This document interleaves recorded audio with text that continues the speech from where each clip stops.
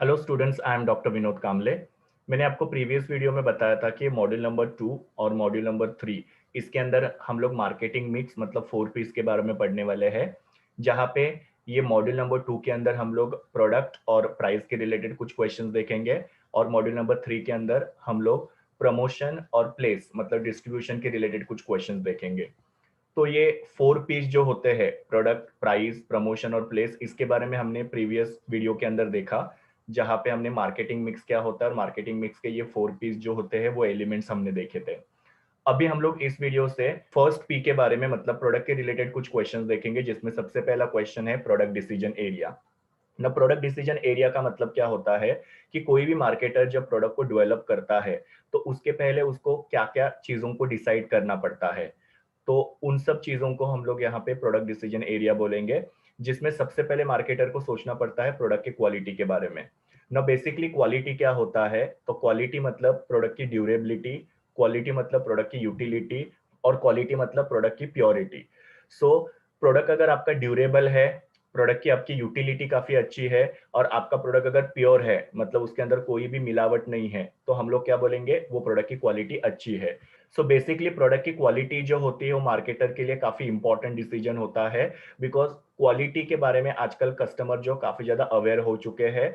अगर कस्टमर को अच्छे क्वालिटी के प्रोडक्ट नहीं मिलेंगे तो डेफिनेटली कस्टमर वो मार्केटर के पास से वो प्रोडक्ट परचेस करेंगे नहीं। पर अगर उनको अच्छे क्वालिटी के प्रोडक्ट्स मिलेंगे तो डेफिनेटली कस्टमर वो मार्केटर के पास से वो प्रोडक्ट को रिपीटेडली परचेस करेंगे। सो क्वालिटी जो होती है वो काफी इंपॉर्टेंट डिसीजन होता है हर एक मार्केटर के लिए। अगर मार्केटर पुअर क्वालिटी के प्रोडक्ट बना के कस्टमर्स को ऑफर करते हैं तो उसके वजह से जो फर्म है उसका एक नेगेटिव इम्पैक्ट होगा कस्टमर के माइंड पे, और प्लस कंपनी का सेल जो है वो फ्यूचर में अफेक्ट हो सकता है। सो हमेशा मार्केटर ने क्या करना चाहिए, अच्छे क्वालिटी के गुड्स कस्टमर को ऑफर करना चाहिए। और आजकल कस्टमर जो है वो इंटरनेशनल स्टैंडर्ड के क्वालिटी के प्रोडक्ट एक्सपेक्ट करते हैं, मतलब उनको ऐसी क्वालिटी चाहिए रहती है जो इंटरनेशनल लेवल की हो। तो आज का मार्केट जो है वो कस्टमर ओरिएंटेड होता है और कस्टमर को यहाँ पे बेस्ट क्वालिटी के प्रोडक्ट चाहिए रहते हैं जो मार्केटर ने ऑफर करने चाहिए। कस्टमर्स यहाँ पे बेस्ट क्वालिटी के प्रोडक्ट के लिए प्रीमियम प्राइस पे करने के लिए भी रेडी होते हैं। प्रीमियम का मतलब क्या होता है, हाई प्राइस। मतलब कोई अगर प्रोडक्ट हो जिसका थोड़ा प्राइस अगर ज्यादा होगा, बट अगर उसका क्वालिटी अच्छा है तो कस्टमर्स उसको परचेस कर लेते हैं। लेकिन अगर पुअर क्वालिटी का प्रोडक्ट होगा तो कस्टमर उसको परचेस करेंगे नहीं, बिकॉज जैसे मैंने आपको बोला आजकल कस्टमर्स को क्वालिटी के बारे में काफी ज्यादा अवेयरनेस हो चुका है। सेकेंड डिसीजन एरिया है प्रोडक्ट नेम, या जिसको हम लोग ब्रांडिंग बोलते हैं। सो मार्केटर ने यहाँ पे प्रोडक्ट का नाम डिसाइड करना चाहिए। सो जब भी मार्केटर कोई भी प्रोडक्ट डेवलप करता है तो उसके लिए वो नाम डिसाइड करते हैं, ताकि वो प्रोडक्ट को एक आइडेंटिटी मिले। जैसे कि हम लोग देखते हैं कि मार्केट के अंदर बहुत सारे सोप अवेलेबल है, हर एक सोप का अलग अलग नाम है, और वो नाम अलग अलग होने की वजह से कस्टमर जो है वो सोप को इजीली आइडेंटिफाई करते हैं। जैसे हम लोग लक्स सोप बोलते हैं तो लक्स सोप का एक अपना आइडेंटिटी है कि लक्स सोप जो है वो क्या है, स्टार लोगों का सोप है। या फिर संतूर सोप है तो उसका अपना अलग अपना नाम है, जिसके वजह से लोगों को पता चलता है कि ये सोप जो है उसकी वजह से स्किन जो है यंग हो जाती है। या डव सोप है तो उसके नाम की वजह से लोगों को पता चलता है कि ये पर्टिकुलर सोप जो है वो मॉइस्चराइजिंग सोप है। सो इस हिसाब से प्रोडक्ट का नाम रखने की वजह से वो प्रोडक्ट को एक आइडेंटिटी मिलती है। कस्टमर वो प्रोडक्ट को इजीली आइडेंटिफाई कर सकते हैं मार्केट के अंदर। नाउ जब भी प्रोडक्ट का नाम रखा जाता है तो मार्केटर को यहाँ पे कुछ फैक्टर्स को कंसीडर करना पड़ता है। सबसे पहले जो भी प्रोडक्ट का नाम है वो सिंपल होना चाहिए।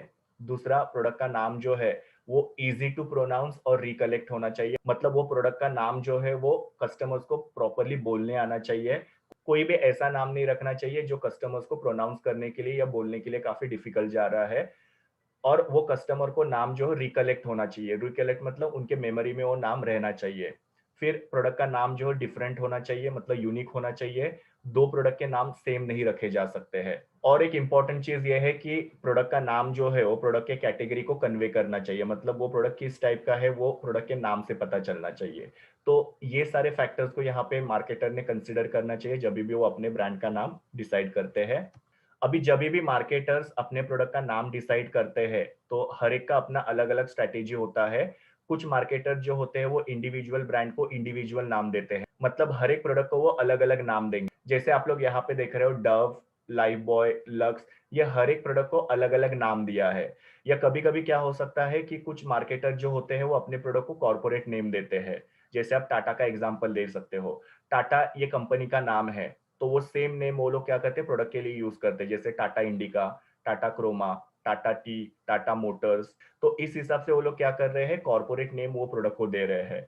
तो कुछ मार्केटर जो होते हैं वो इंडिविजुअल नेम देते हैं अपने प्रोडक्ट को, मतलब हर एक प्रोडक्ट को अलग अलग नाम देते हैं। और कुछ मार्केटर जो होते हैं वो कॉर्पोरेट नेम देते हैं अपने प्रोडक्ट को। अभी इसके पीछे भी उन लोगों की अपनी अपनी स्ट्रैटेजी होती है ना। इंडिविजुअल नेम क्यों देते हैं, ताकि वो प्रोडक्ट की अपनी खुद की एक पहचान बने, वो प्रोडक्ट को एक आइडेंटिटी मिले, इसके लिए वो मार्केटर्स क्या करते हैं, उसको इंडिविजुअल नाम देते हैं। और कॉर्पोरेट नाम क्यों रखा जाता है, क्योंकि उनका कॉर्पोरेट नेम ऑलरेडी काफी पॉपुलर है और काफी ज्यादा ट्रस्टेड है, तो उसकी वजह से वो प्रोडक्ट जो है कस्टमर्स इजीली एक्सेप्ट करेंगे। तो ऐसे नाम डिसाइड करने के पीछे मार्केटर की अपनी एक मार्केटिंग स्ट्रेटेजी होती है। सो ये एक प्रोडक्ट डिसीजन एरिया मार्केटर को डिसाइड करना पड़ता है। तो ये एक प्रोडक्ट डिसीजन एरिया मार्केटर को कंसिडर करना पड़ता है। तीसरा डिसीजन एरिया हो सकता है प्रोडक्ट का साइज। ना प्रोडक्ट का साइज मतलब क्या, कि बड़े साइज का प्रोडक्ट होना चाहिए कि छोटे साइज का प्रोडक्ट होना चाहिए, बिकॉज अलग अलग टाइप के कस्टमर्स होते हैं और उनकी अलग अलग रिक्वायरमेंट होती है। तो मार्केटर जब भी प्रोडक्ट के बारे में डिसीजन लेते हैं तो उनको प्रोडक्ट के साइज के बारे में भी कंसिडरेशन करना पड़ता है। अभी बिग साइज के जो प्रोडक्ट्स होते हैं वो अट्रैक्टिव दिखते हैं, लेकिन वो सबके रिक्वायरमेंट को फुलफिल नहीं करते हैं। जैसे कि हम लोग मोबाइल फोन का एग्जांपल लेते हैं, कुछ लोग होते हैं जिनको बड़े स्क्रीन के मोबाइल फोन जो होते हैं वो अच्छे लगते हैं, और कुछ लोग जो होते हैं उनको स्मॉल स्क्रीन के और स्लिक मॉडल के, मतलब एकदम स्लिम मोबाइल फोन अच्छे लगते हैं, ताकि उसको वो इजीली अपने पॉकेट के अंदर कैरी कर सकते हैं। तो हमेशा जरूरी नहीं कि बिग साइज के ही प्रोडक्ट होने चाहिए, बिग साइज के प्रोडक्ट ही कस्टमर प्रीफर करते हैं। कुछ कस्टमर्स ऐसे होते हैं जिनको स्लिक प्रोडक्ट्स या जिनको स्मॉल साइज के प्रोडक्ट जो होते हैं वो काफी अच्छे लगते हैं। दूसरा यहाँ पे और एक फैक्टर हो सकता है कि अगर सपोज आइसक्रीम की हम लोग बात करते हैं, या फिर रेफ्रिजरेटर की हम लोग बात करते हैं, या कार की हम लोग बात करते हैं, तो कुछ फैमिलीज होती है जिसमें काफी सारे मेंबर्स होते हैं, तो उनके लिए बड़े साइज की कार हो सकती है, या फिर उनको आइसक्रीम के जो फैमिली पैक्स होते हैं वो हो सकते हैं, उनके लिए लार्ज साइज के जो रेफ्रिजरेटर होते हैं वो मार्केटर मैन्युफैक्चर कर सकते हैं। और कुछ फैमिली जो होते हैं उसमें बहुत ही कम मेंबर्स होते हैं, तो उनके लिए छोटे साइज का कार, या उनके लिए कप आइसक्रीम्स, या फिर उनके लिए स्मॉल रेफ्रिजरेटर मार्केटर डिजाइन कर सकते हैं। तो जब भी मार्केटर प्रोडक्ट के बारे में डिसाइड करते हैं तो उनको प्रोडक्ट के साइज के बारे में डिसीजन लेना पड़ता है। Next one is product colour. No colour जो होता है वो भी इक्वली यहाँ पे इंपॉर्टेंट होता है। नाउ कलर जो होता है वो कस्टमर को अट्रैक्ट करने में काफी ज्यादा हेल्प करता है। मार्केटर को जब भी प्रोडक्ट डिजाइन करते हैं तो कलर के बारे में भी कंसिडरेशन करना पड़ता है। जैसे मोबाइल फोन परचेस करते हैं तो उसके अंदर कस्टमर्स कलर्स देखते हैं, या स्पेशली कस्टमर जब कार खरीदते हैं या क्लोथ्स वगैरह खरीदते हैं तो उसके अंदर कस्टमर क्या करते हैं, कलर्स देखते हैं। इवन इलेक्ट्रॉनिक गुड्स में हम लोग फ्रिज वगैरह देखते हैं, तो उसके अंदर भी कस्टमर जो है कलर को ज्यादा इंपॉर्टेंस देते हैं। तो मार्केटर को ऐसे कलर के प्रोडक्ट्स ऑफर करने चाहिए जो कस्टमर्स को ज्यादा अच्छे लगते हो। जैसे कि कार की अगर हम लोग बात करते हैं तो व्हाइट कलर के, ग्रे कलर के या ब्लू कलर के कार जो होते हैं उनकी डिमांड काफी ज्यादा होती है। और सेम कपड़ों में भी हो सकता है, मोबाइल फोन में भी हो सकता है, या रेफ्रिजरेटर में भी हो सकता है, या इवन घर का जो फर्नीचर होता है तो उसमें भी कलर जो होता है काफी ज्यादा इंपॉर्टेंट रोल प्ले करता है। जैसे कुछ कस्टमर्स होते हैं वो ऐसा फर्नीचर परचेस करते हैं जो थोड़े लाइट कलर के हो, बिकॉज लाइट कलर की वजह से घर की साइज जो बड़ी दिखती है। या कुछ कस्टमर्स ऐसे होते हैं जो डार्क कलर के फर्नीचर को प्रीफर करते हैं। तो कलर भी एक काफी इंपॉर्टेंट डिसीजन होता है जब भी मार्केटर कोई भी प्रोडक्ट को डेवलप करते हैं। फिर नेक्स्ट डिसीजन हो सकता है number of product. Number of product मतलब क्या होता है कि कितने प्रोडक्ट को मार्केट में लॉन्च करना है। तो ये भी एक इंपॉर्टेंट डिसीजन है, जहां पे मार्केटर को ये सोचना पड़ता है कि साइमल्टेनियसली कितने प्रोडक्ट को मार्केट में इंट्रोड्यूस करेंगे। कुछ मार्केटर्स ऐसे होते हैं जो एट अ टाइम एक ही प्रोडक्ट को मार्केट में इंट्रोड्यूस करते हैं, स्पेशली जो छोटे मार्केटर्स होते हैं जिनका बजट काफी कम है और जो निश मार्केट में ऑपरेट होते हैं। निश का मतलब क्या होता है, छोटा सा मार्केट। सो जो मार्केटर्स के पास लिमिटेड बजट है और जो छोटे से मार्केट में ऑपरेट हो रहे हैं, वो लोग क्या करते हैं, एट अ टाइम एक ही प्रोडक्ट को मार्केट में लॉन्च करते हैं। और कुछ दूसरे मार्केटर्स होते हैं जिनका काफी ह्यूज बजट होता है और उनके पास काफी सारे मार्केट्स होते हैं जहां पे उनको प्रोडक्ट को ऑफर करना होता है, तो वो लोग क्या करते हैं, at a time more than one product को मार्केट में लॉन्च करते हैं। तो नंबर ऑफ प्रोडक्ट्स के बारे में भी यहाँ पे मार्केटर को डिसाइड करना पड़ता है, जिसके लिए मार्केटर अपने बजट के बारे में और मार्केट के बारे में उनको सोचना पड़ता है। अगर बजट लार्ज होगा तो वो लोग मल्टीपल प्रोडक्ट्स को साइमल्टेनियसली मार्केट में लॉन्च कर सकते हैं। अगर बजट उनका लिमिटेड होगा तो वो लोग एट ए टाइम एक ही प्रोडक्ट को मार्केट में लॉन्च कर सकते हैं। और सेम मार्केट के बारे में भी हो सकता है, अगर मार्केटर के मल्टीपल मार्केट्स है तो वहां पे वो क्या करेंगे, मल्टीपल प्रोडक्ट्स को लॉन्च करेंगे। अगर मार्केटर का निश मार्केट है तो वहां पे वो क्या करेंगे, लिमिटेड प्रोडक्ट्स को लॉन्च करेंगे। Then next decision area is product warranty. Now warranty जो होता है वो काफी इंपॉर्टेंट रोल प्ले करता है, बिकॉज कस्टमर जब भी कोई ड्यूरेबल प्रोडक्ट परचेस करते हैं तो पहला क्वेश्चन वो मार्केटर को यही पूछते हैं कि प्रोडक्ट की वारंटी क्या है। तो जितनी ज्यादा वारंटी होगी उतना कस्टमर जो होते हैं प्रोडक्ट की तरफ अट्रैक्ट होते हैं। तो वारंटी एक काफी इंपॉर्टेंट इंग्रेडिएंट या एक इंपॉर्टेंट फैक्टर होता है जब भी मार्केटर कोई भी प्रोडक्ट को डेवलप करते हैं तभी। वारंटी जो होता है ये एक डिफरेंशिएटिंग फैक्टर हो सकता है, स्पेशली कंज्यूमर ड्यूरेबल प्रोडक्ट्स में, जैसे कि मोबाइल फोन वगैरह हो सकते हैं या कोई भी इलेक्ट्रॉनिक गुड्स हो सकते हैं। डिफरेंशिएटिंग फैक्टर का मतलब क्या होता है कि सपोज एक पर्टिकुलर मार्केटर है जो 5 साल की वारंटी देता है और दूसरा मार्केटर है जो 3 साल की वारंटी देता है। तो ऑब्वियसली वो जो 5 साल की वारंटी मार्केटर दे रहे हैं वो उसको क्या कर रहा है, डिफरेंशिएट कर रहा है। उसकी वजह से उनके पास ज्यादा से ज्यादा कस्टमर जो है अट्रैक्ट हो रहे हैं। तो वारंटी जो होती है वो एक डिफरेंशिएटिंग फैक्टर हो सकता है और वारंटी को हाईलाइट करके मार्केटर्स यहाँ पे कस्टमर को अट्रैक्ट कर सकते हैं। सो बेसिकली वारंटी क्या होती है, तो वारंटी एक अश्योरेंस होता है कि प्रोडक्ट का परफॉर्मेंस जो है वो अच्छा होगा। उसका अश्योरेंस मार्केटर यहाँ पे कस्टमर्स को देते हैं कि उस वारंटी पीरियड में अगर प्रोडक्ट को कुछ भी हुआ तो मार्केटर उनको वो रिपेयर करके देंगे। सो कस्टमर्स यहाँ पे प्रोडक्ट के परफॉर्मेंस के बारे में एकदम अश्योर्ड होते हैं, उनको कोई भी टेंशन लेने की जरूरत नहीं होती है। वारंटी को एज अ सेलिंग पॉइंट भी मार्केटर यूज कर सकते हैं, जैसे मैंने आपको बताया कि वारंटी को हाईलाइट करके मार्केटर जो है वो कस्टमर के माइंड में प्रोडक्ट के बारे में एक कॉन्फिडेंस क्रिएट कर सकते हैं और वो प्रोडक्ट को खरीदने के लिए कस्टमर को इन्फ्लुएंस भी कर सकते हैं। तो कितने साल की वारंटी देनी है उसके बारे में भी मार्केटर को यहाँ पे डिसीजन लेना पड़ता है। Next one is allied services. Now allied का मतलब होता है रिलेटेड सर्विसेज, जिसको हम लोग आफ्टर सेल सर्विस भी बोल सकते हैं। तो ये कुछ सर्विसेज होती है जो प्रोडक्ट के साथ कस्टमर्स को ऑफर की जाती है। ये सर्विसेज क्या क्या हो सकती है, जैसे इंस्टॉल फैसिलिटी हो सकती है। दूसरा अलाइड सर्विस हो सकता है फ्री होम डिलीवरी, बिकॉज ये भी काफी इंपॉर्टेंट रोल प्ले करता है। काफी बार क्या होता है कि कस्टमर को नियर बाय कोई भी अच्छा प्रोडक्ट नहीं मिलता है तो कस्टमर दूर से वो प्रोडक्ट को परचेज करके लाते हैं और प्रोडक्ट को फिर घर तक लेके आने में काफी ज्यादा उनको दिक्कत हो सकती है। तो कस्टमर्स एक्सपेक्ट करते हैं कि उनको फ्री होम डिलीवरी मिले, उसके लिए उनको कोई चार्जेस पे नहीं करने पड़े। और काफी सारी कंपनीज जो है वो फ्री होम डिलीवरी की सर्विस जो है ऑफर करते ही अपने कस्टमर्स को। फिर ईएमआई फैसिलिटी। फिर नेक्स्ट है रिपेयर्स एंड मेंटेनेंस, मतलब कि प्रोडक्ट अगर सपोज इनकेस खराब हो गया तो मार्केटर ने उसको रिपेयर करके देना चाहिए। कस्टमर जो है वो मार्केटर को इन्फॉर्म करेंगे कि प्रोडक्ट जो है वो फंक्शन नहीं कर रहा है, तो उसके हिसाब से मार्केटर ने इमीडिएट स्टेप्स लेके उनके जो भी इंजीनियर होते हैं उनको कस्टमर के पास भेजना चाहिए और उनको प्रोडक्ट रिपेयर करके देना चाहिए। और दूसरा मेंटेनेंस के बारे में भी हो सकता है, जैसे एसी हो गया, वाटर प्यूरिफायर हो गया, तो उसके केस में क्या होता है कि ये प्रोडक्ट्स को टाइम टू टाइम मेंटेन करना पड़ता है, जैसे 6 महीने में एक बार या साल में एक बार। तो यहाँ पे मार्केटर ने ये सर्विस भी कस्टमर को अवेलेबल करके देना चाहिए, बिकॉज कस्टमर जब भी प्रोडक्ट परचेस करते हैं तो वो लोग मेंटेनेंस के बारे में भी इंक्वायरी करते हैं, तो मार्केटर ने वो सर्विस भी उनको अवेलेबल करके देना चाहिए। क्योंकि अगर कंपनी ने मेंटेनेंस की सर्विस अगर उनको प्रोवाइड नहीं की तो कस्टमर्स को वो मेंटेनेंस सर्विस जो किसी और के पास से हायर करनी पड़ेगी और वो काफी कॉस्टली भी हो सकता है। तो कंपनी ने खुद ने यहाँ पे कस्टमर को मेंटेनेंस सर्विस जो है अवेलेबल करके देनी चाहिए। तो ये सारे अलाइड सर्विसेज के बारे में भी यहाँ पे मार्केटर को डिसीजन लेना पड़ता है, जिसमें मैंने आपको बताया कि इंस्टॉलमेंट फैसिलिटी कस्टमर को देनी है कि नहीं देना है, तो कितने इंस्टॉलमेंट्स देने हैं वो सब के बारे में। फिर फ्री होम डिलीवरी, उसके बाद में रिपेयर्स के लिए और मेंटेनेंस के लिए भी यहाँ पे मार्केटर ने डिसीजन लेना चाहिए।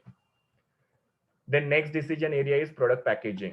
ना प्रोडक्ट पैकेजिंग का मतलब क्या होता है कि प्रोडक्ट का जो एक्सटीरियर होता है, मतलब उसका जो आउटर कवर होता है या रैपर होता है, उसको पैकेजिंग बोला जाता है। सो यहाँ पे मार्केटर को किस तरीके का मटेरियल यूज करना है या किस टाइप का मटेरियल यूज करना है, फिर वो जो पैकेजिंग होता है उसके ऊपर कैसा ग्राफिक होना चाहिए, पैकेजिंग का कलर कैसा होना चाहिए, ये सब के बारे में डिसीजन लेना काफी जरूरी होता है। क्योंकि पैकिंग जो होता है वो फर्स्ट कस्टमर के लिए अट्रैक्शन बनता है।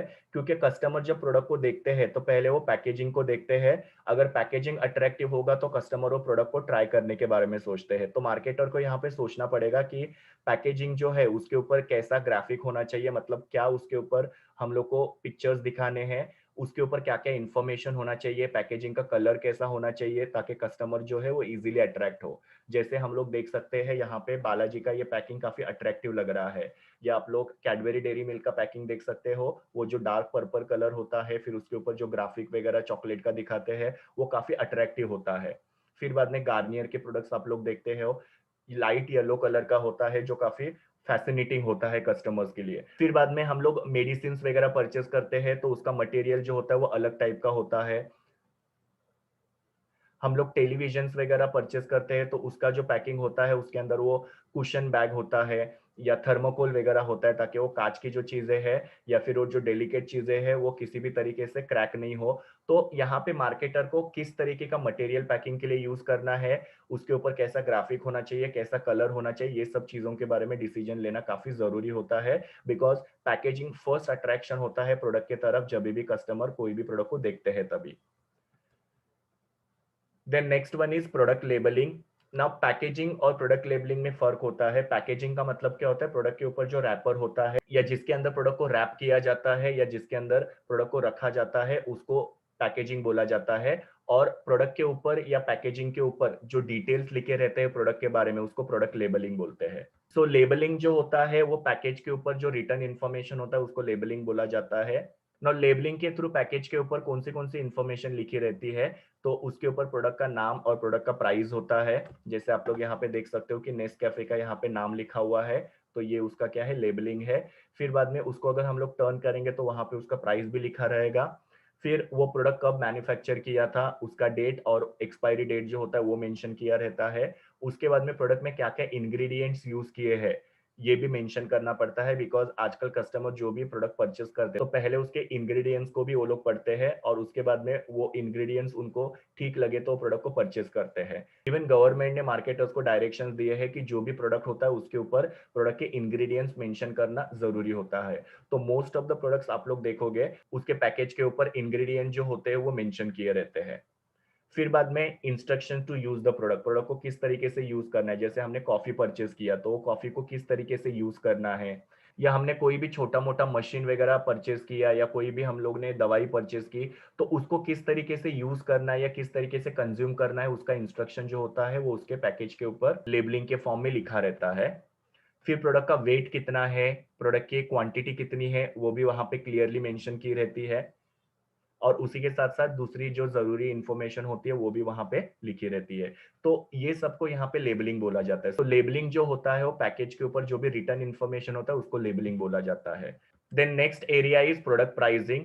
प्राइसिंग भी काफ़ी इम्पोर्टेंट डिसीजन होता है हर एक मार्केटर के लिए। प्राइसिंग के बारे में ऑलरेडी हम लोग ने प्रीवियस क्वेश्चन में देखा था कि प्राइसिंग जो होता है, वो एक वैल्यू होता है प्रोडक्ट का, जिसको कस्टमर को पे करना पड़ता है, ताकि वो प्रोडक्ट को या सर्विस को मार्केटर के पास से परचेज़ कर सकता है। तो प्राइस के बारे में यहाँ पे मार्केटर को डिसाइड करना पड़ता है। उसके लिए मार्केटर को कुछ फैक्टर्स को कंसीडर करना पड़ता है, जैसे कि कॉस्ट ऑफ प्रोडक्शन कितना है, मतलब वो प्रोडक्ट को बनाने के लिए खर्चा कितना आया, उसके हिसाब से मार्केटर यहाँ पे प्राइस डिसाइड करेगा। जैसे अगर वो प्रोडक्ट को बनाने के लिए 8 रुपीज़ का कॉस्ट ऑफ प्रोडक्शन इनकर हुआ है, तो ऑब्वियसली मार्केटर उसके अंदर 2 रुपीज़ का प्रॉफिट ऐड करके 10 रुपीज़ में वो प्रोडक्ट को बेचेंगे। 8 रुपीज़ का अगर उसका कॉस्ट ऑफ प्रोडक्शन है, तो मार्केटर उसको 8 रुपीज़ में या 8 से कम प्राइस में बेचेगा नहीं, बिकॉज़ उसकी वजह से मार्केटर को लॉस होगा। सो कॉस्ट ऑफ प्रोडक्शन के ऊपर डिपेंड करता है कि प्राइस कितना होगा। अगर ज़्यादा कॉस्ट ऑफ प्रोडक्शन है, तो प्राइस भी ज़्यादा होगा, और कम कॉस्ट ऑफ प्रोडक्शन है, तो प्राइस भी कम होगा। तो मार्केटर को कॉस्ट ऑफ प्रोडक्शन यहाँ पे कंसीडर करना पड़ता है प्रोडक्ट का प्राइस डिसाइड करने से पहले। दूसरा, demand for the product, product का डिमांड कितना है। अगर प्रोडक्ट की डिमांड बहुत ज्यादा है, तो डेफिनेटली मार्केटर यहाँ पे ज्यादा प्राइस चार्ज कर सकता है, और अगर प्रोडक्ट की डिमांड कम है, तो मार्केटर को कम प्राइस चार्ज करना पड़ेगा। अदरवाइज कस्टमर जो है प्रोडक्ट को परचेज करेंगे नहीं। फिर बाद में इकोनॉमिक कंडीशन, मार्केट में रिसेशन चल रहा है या इन्फ्लेशन चल रहा है, वो भी यहाँ पे मार्केटर को कंसीडर करना पड़ता है। अगर रिसेशन चल रहा है, तो डेफिनेटली लोगों की परचेसिंग पावर जो होती है वो कम हो जाती है, लोग प्रोडक्ट को परचेस नहीं करते हैं, तो लोगों को मोटिवेट करने के लिए मार्केटर्स डिस्काउंट देंगे, तो उसकी वजह से प्रोडक्ट का प्राइस जो होगा वो कम होगा। तो रिसेशन में कम प्राइस में मार्केटर प्रोडक्ट को बेचते हैं। और जब इन्फ्लेशन होता है, तो इन्फ्लेशन में हर एक चीज के दाम जो होते हैं बढ़ जाते हैं, तो रॉ मटेरियल महंगा हो जाएगा, फिर लेबर जो है वो भी महंगा हो जाएगा। तो उसकी वजह से क्या होगा कि कॉस्ट ऑफ प्रोडक्शन बढ़ेगा, तो ऑब्वियसली वहां पे मार्केटर क्या करेगा, हाई प्राइस चार्ज करेगा। सो रिसेशन होगा तो मार्केटर लो प्राइस चार्ज कर सकता है, और इन्फ्लेशन होता है तो मार्केटर हाई प्राइस चार्ज कर सकता है। तो इकोनॉमिक कंडीशन के ऊपर भी प्राइस डिपेंड करता है, और कंज्यूमर्स के ऊपर भी प्राइस डिपेंड करता है कि किस टाइप के कंज्यूमर्स है। अगर कंज्यूमर प्राइस सेंसिटिव होंगे तो मार्केटर को कम प्राइस चार्ज करना पड़ेगा। अगर कंज्यूमर्स प्राइस सेंसिटिव नहीं है तो मार्केटर्स वहां पे हाई प्राइस चार्ज कर सकते हैं। जैसे कि हम लोग देखते हैं कि इंडिया है, तो इंडिया के अंदर कंज्यूमर जो है वो प्राइस सेंसिटिव होते हैं, तो डेफिनेटली यहाँ पे जो प्रोडक्ट बेचे जाते हैं वो थोड़े से लो प्राइस या डिस्काउंट रेट में प्रोडक्ट को यहाँ पे बेचा जाता है। वही अगर हम लोग वेस्टर्न कंट्रीज में जाएंगे तो वहाँ के जो कस्टमर्स होते हैं वो इतने ज्यादा प्राइस सेंसिटिव नहीं होते हैं, वो लोग को अच्छे क्वालिटी के प्रोडक्ट चाहिए रहते हैं, तो वहाँ पे कस्टमर जो है वो ज्यादा प्राइस पे करने के लिए रेडी होते हैं। सो ये सारे फैक्टर्स को कंसिडर करने के बाद में मार्केटर जो है प्रोडक्ट की प्राइस के बारे में डिसीजन ले सकता है। फिर नेक्स्ट है प्रोडक्ट पोजिशनिंग। प्रोडक्ट पोजिशनिंग का मतलब क्या होता है? प्रोडक्ट की एक इमेज कस्टमर के माइंड में क्रिएट करना। ओके, जैसे कि हम लोग यहाँ पे बिग बाजार का एग्जांपल ले सकते हैं। बिग बाजार ने अपनी पोजीशन कैसे बनाई है कि इससे सस्ता और अच्छा कहीं नहीं। मतलब सस्ती चीजें चाहिए, अच्छे क्वालिटी के चीजें चाहिए तो बिग बाजार में आइए। या फिर टाइड ने अपना एक पोजीशन बनाया हुआ है कि अगर आप लोगों को कपड़ों में व्हाइटनेस लाना है, आपको कपड़ों के सारे दाग जो है वो अगर क्लीन करने हैं, तो उसके लिए आप लोग क्या करो, टाइड को यूज करो। या हिमालय ने अपना एक पोजीशन बनाया हुआ है कि हिमालय के जो प्रोडक्ट्स होते हैं वो 100% नेचुरल होते हैं, उसकी वजह से कोई भी साइड इफेक्ट नहीं होता है, बिकॉज उसके अंदर केमिकल नहीं है। या आशीर्वाद आटा जो है, उन्होंने अपना एक इमेज बनाया है कि ये इंडिया का नंबर 1 आटा है।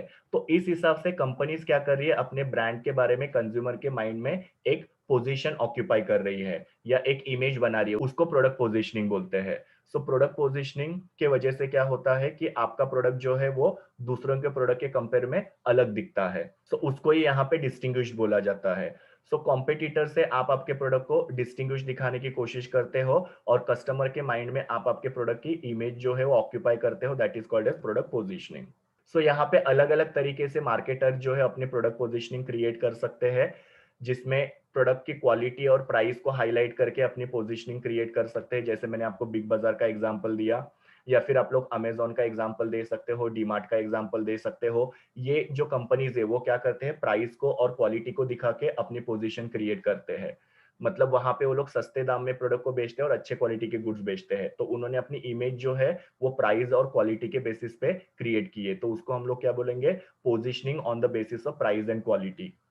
फिर कुछ कंपनी जो प्रोडक्ट के बेनिफिट के ऊपर से अपनी पोजीशनिंग क्रिएट करते हैं, जैसे कि ये जो हिमालय कंपनी है, तो वो लोग क्या बोलेंगे कि हमारा प्रोडक्ट जो 100% नेचुरल है, हमारे प्रोडक्ट की वजह से आपको किसी भी तरीके का साइड इफेक्ट नहीं होगा, तो यहाँ पे प्रोडक्ट का बेनिफिट बताया गया है। इवन टाइड जो है, वो लोग क्या बोलते हैं कि टाइड की वजह से आपके कपड़ों का जो मेल है वो क्लीन हो जाएगा। सो यहाँ पे भी वो लोग क्या करे, प्रोडक्ट के बेनिफिट के बारे में बता रहे हैं और अपनी पोजीशन जो है कस्टमर के माइंड में क्रिएट कर रहे हैं। फिर कुछ मार्केटर्स हो सकते हैं जो एंडोर्सर्स को दिखाते हैं और उसके थ्रू वो लोग अपने प्रोडक्ट की पोजीशनिंग क्रिएट करते हैं। जैसे लक्स साबुन बेस्ट एग्जांपल है। लक्स साबुन के अंदर काफी सारे एंडोर्सर्स को यूज किया जाता है। एंडोर्सर्स मतलब क्या, जो प्रोडक्ट को प्रमोट करते हैं, जो प्रोडक्ट के बेनिफिट्स के बारे में लोगों को बताते हैं। तो लक्स सोप के एड में हम लोग देखते हैं कि 90s की या 80s की जो हीरोइंस है, जैसे हेमा मालिनी, श्रीदेवी, या फिर बाद में माधुरी दीक्षित, फिर रिसेंटली हम लोग देख सकते हैं कि दीपिका पादुकोण या फिर आलिया भट्ट, इनके जैसे एंडोर्सर्स को यूज किया जाता है और अपनी पोजीशन को क्रिएट किया जाता है कि ये जो सोप है वो फिल्म स्टार्स लोगों का सोप है, ऐसा उन्होंने अपना पोजीशन क्रिएट किया रहता है। फिर बाद में वोडाफोन के अंदर जो जुजू करके कार्टून कैरेक्टर यूज किया जाता है, तो वो भी एक तरीके का एंडोर्सर्स है जिसके थ्रू वोडाफोन ने अपनी पोजीशनिंग क्रिएट की हुई है। सो बेसिकली यहाँ पे कंपनी को ये डिसाइड करना पड़ता है कि हम लोग हमारी पोजीशनिंग कैसे क्रिएट करें, ताकि कस्टमर के माइंड में हमारे प्रोडक्ट की एक इमेज ऑक्यूपाई हो और हमारा प्रोडक्ट जो है वो कॉम्पिटिटर से डिस्टिंग्विश दिखेगा। अगर मार्केटर्स पोजीशनिंग क्रिएट नहीं करेंगे तो मार्केटर का प्रोडक्ट जो है वो डिस्टिंग्विश नहीं दिखेगा, वो कॉमन प्रोडक्ट के जैसे दिखेगा, और फिर बाद में उसकी वजह से प्रोडक्ट का जो सेल है वो अफेक्ट हो सकता है। तो हर एक मार्केटर को अपनी पोजीशनिंग स्ट्रेटेजी जो होती है वो डिसाइड करनी पड़ती है। इसके बारे में पूरा एक क्वेश्चन है जो आगे हम लोग पढ़ने वाले हैं, तो तभी आप लोगों को अलग अलग पोजीशनिंग स्ट्रेटेजी जो मार्केटर्स यूज करते हैं वो पता चलेगी। तो मार्केटर को यहाँ पे पोजीशनिंग स्ट्रेटेजी के बारे में डिसीजन लेना पड़ता है। सो ये सारे प्रोडक्ट डिसीजन एरियाज होते हैं, ये सब चीजों के बारे में मार्केटर को सोचना पड़ता है जब भी वो लोग किसी भी प्रोडक्ट को डेवलप करते हैं। ये मेरे यूआरएल है जहां से मैंने इमेजेस लिए हैं। Thank you students, please do like, share, comment and subscribe to my YouTube channel, and also recommend my channel to your friends. We will meet in the next video.